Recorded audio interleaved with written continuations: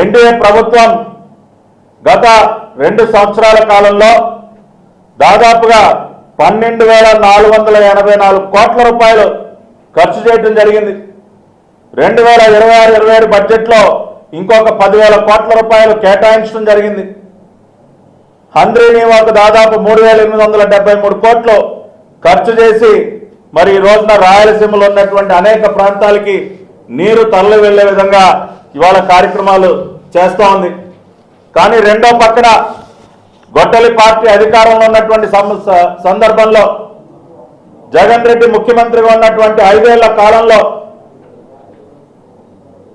రాయలసీమ ప్రాంతానికి కేవలం 2,000 కోట్ల రూపాయలు మాత్రమే కేటాయించి ఖర్చు చేయడం జరిగింది.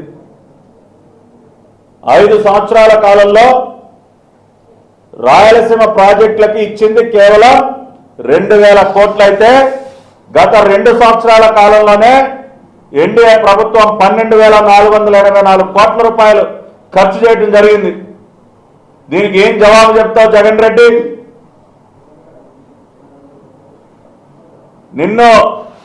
నీవు రాయలసీమ పులివి సింహాన్ని కడప జిల్లా ముద్దుపెట్టుమని చెప్పుకుంటున్నటువంటి నువ్వు ముఖ్యమంత్రిగా ఉన్నటువంటి కాలంలో చేసిందేంటి? ఇవాళ జలయజ్ఞాన్ని ధనయజ్ఞంగా మార్చి ఇరిగేషన్ ప్రాజెక్టులని నీ ధనదాహం తీర్చుకోవడానికి ఉపయోగించుకున్నావు తప్పితే ఎక్కడా కూడా ఏ ప్రాజెక్ట్ని కూడా సక్రమంగా ముందుకు తీసుకెళ్ళినటువంటి పరిస్థితి లేదు. నువ్వు చేయకపోగా గుండ్రావల కానీ వేదవతి కానీ ఆర్డీఎస్ కానీ ఇటువంటి దాదాపు 102 రాయలసీమ ప్రాజెక్ట్ పనులు ఏవైతే ఉన్నాయో జీవో నంబర్ 365 పేరుతో మొత్తం కూడా ప్రీ క్లోజ్ చేసావా లేదా? 2019 ముందు నారా చంద్రబాబు నాయుడు గారు ముఖ్యమంత్రిగా అనేక ప్రాజెక్టులని వారు పరుగులు పెట్టిస్తా ఉంటే జీవో నంబర్ 365 ద్వారా 102 రాయలసీమ ప్రాజెక్టులకి ఎందుకు కట్టుబడ్డాను? వాటిని ఎందుకు నిలిపివేయాల్సినటువంటి పరిస్థితి వచ్చింది? ఎందుకు అంటే మళ్ళీ మీకు కావాల్సినటువంటి కాంట్రాక్టర్లకు ఇచ్చుకోవాలా, ఇరిగేషన్ ప్రాజెక్టులని అడ్డం పెట్టుకుని కోట్ల రూపాయలు మింగాల, జలయజ్ఞాన్ని ధనయజ్ఞంగా మార్చాలి.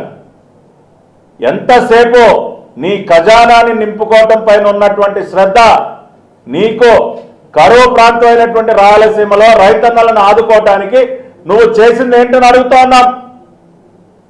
డబ్బులు దోచుకోవటం తప్పితే రాయలసీమ లిఫ్ట్ ఇరిగేషన్ అని చెప్పి మొన్న ఈ మధ్యన ఏదో రౌండ్ టేబుల్ సమావేశాలంట. రాయలసీమ లిఫ్ట్ ఇరిగేషన్ అంట ఏదో చేయాలని వాళ్ళు చాలా చేశారంట, ఇవాళ ఇంకేదో జరిగిపోతుందంట.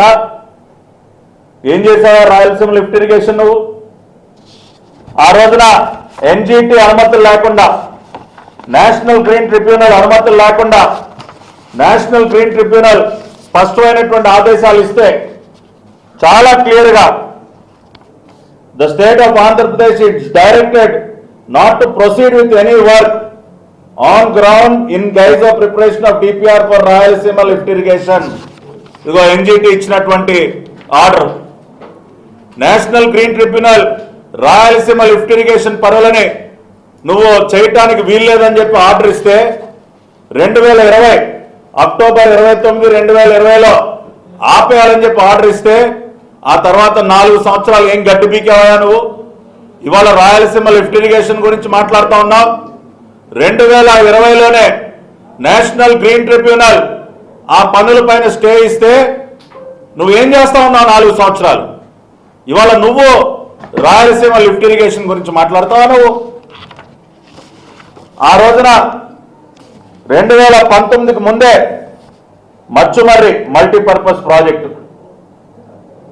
మరి శ్రీశైలం వద్ద 798 అడుగుల నుండి శ్రీశైలం రిజర్వాయర్లో సంగమేశ్వరం ప్రాంతం నుంచి నీళ్లను లిఫ్ట్ చేయడానికి మచ్చుమర్రి లిఫ్ట్ ఇరిగేషన్ ప్రాజెక్టు ఆ రోజున మేము ప్రారంభిస్తే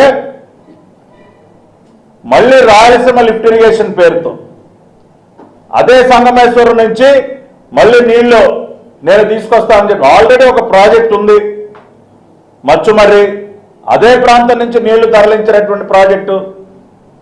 దానిని కాదని మళ్ళీ నీ ధనదాహాన్ని తీర్చుకోవటం కోసం మళ్ళీ ఇంకొక కొత్త ప్రాజెక్టు పేరుతో మళ్ళీ డబ్బులు దోచుకోవడం కోసం కాదా రాయలసీమ లిఫ్ట్ ఇరిగేషన్ అని చెప్పి కొత్త నాటకానికి నువ్వు తెరలేపింది?